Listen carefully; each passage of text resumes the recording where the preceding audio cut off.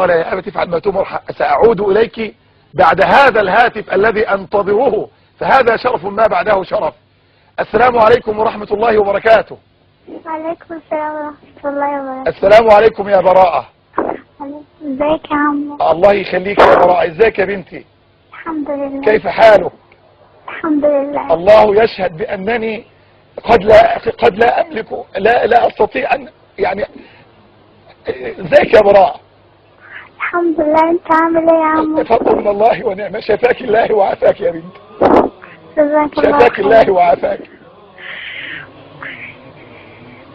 ربنا يشفيك يا بنتي. أسأل الله العلي العظيم أن يكتب لك الشفاء وأن يبارك في كل من يحفظون كتاب الله تبارك وتعالى. اللهم آمين. اللهم اكتب لك الشفاء واكتب لكل مريض مسلم الشفاء، واجعلنا يا ربنا ممن يحفظون كتاب الله. تفضلي يا براء. ممكن اقرأ؟ تفضلي يا براء. نحن سنسمعك. هذا البرنامج برنامجك يا براء. تفضلي يا بنتي تفضلي. أعوذ بالله من الشيطان الرجيم. وإن من شيعته لإبراهيم إذ جاء ربه بقلب سليم إذ قال لأبيه وقومه ماذا تعبدون أئفكا آلهة دون الله تريدون فما ظنكم برب العالمين فنظر نظرة في النجوم فقال إني سقيم فتولوا عنه مدبرين فراغ إلى آلهتهم فقال ألا تأكلون ما لكم لا تنطقون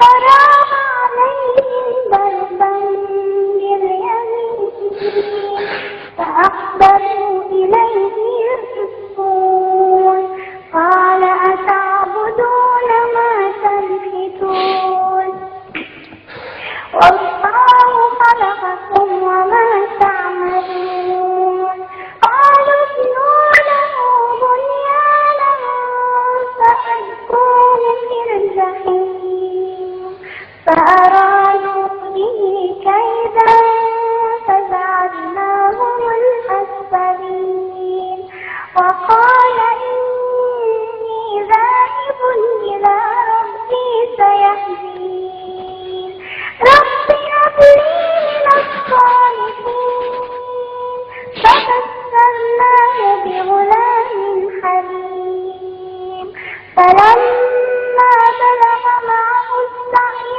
قال يا بني إني أرى في المنام أني أذبحك فانظر ماذا ترى قال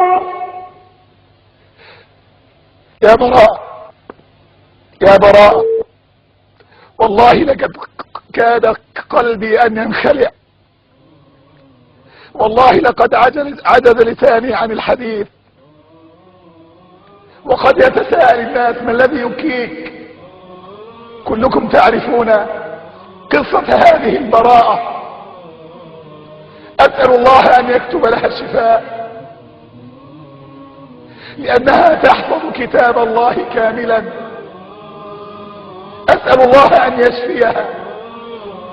وقد دخلت معنا على البرنامج والله يعلم والله يشهد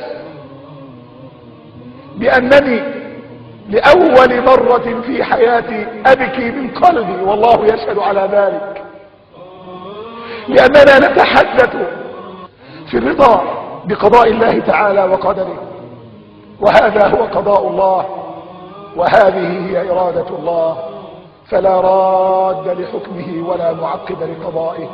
اصبري على أمر الله يا براءة، أسأل الله أن يشفيك وأن يشفي كل مريض مسلم بحق لا إله إلا الله.